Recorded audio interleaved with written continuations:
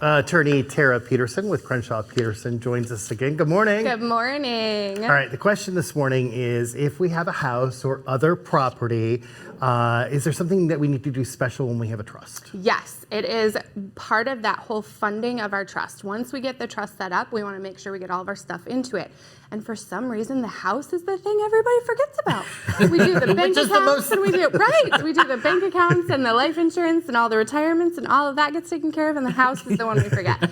And so that's the one we really want to make sure gets into our bucket, and that we make sure that all the titling is correct and everything matches up with however we've set up our estate plan, whether it's in a will, a trust, or directly to beneficiaries. So we want to make sure it all lines up perfectly. Okay, so if we're transferring property to a kid or a friend or a relative, are there any specific things we need to do to make sure that that takes place in the transaction? Yes. So often we either forget to fund it into the trust, or we're transferring it after all the estate planning paperwork has been done, right? Usually the attorneys help facilitate those real estate transfers to make sure it all gets done correctly. And then you'll say, oh, you know, I want to make sure the cottage, because my 2 daughters don't enjoy it, but my son really does. And so I'm just going to transfer it over to my son. And they don't call the lawyers. And they try to do it themselves. And I do it every day. I know all the ins and outs of those deeds and what goes where. And when somebody does it as a one-off, they don't know all those things. And so as much research and Googling as you can do, sometimes there's errors on those. And then we end up with problems later. We call it a gap in title.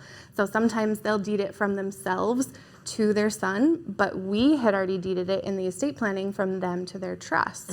And so that deed, then they don't actually own it to transfer it to their son.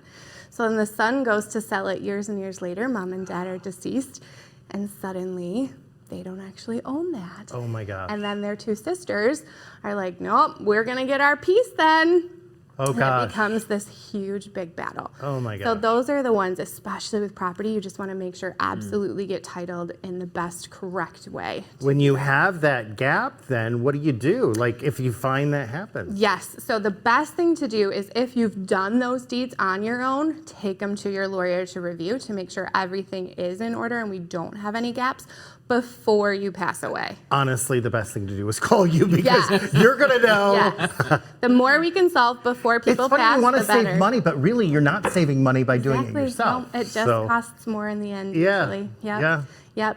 And then if the person has passed away, there are other options for us to try to clear title as fast as possible and as cheap as possible and get it cleared up. CrenshawPeterson.com, 347-2100. Thank you. Yeah.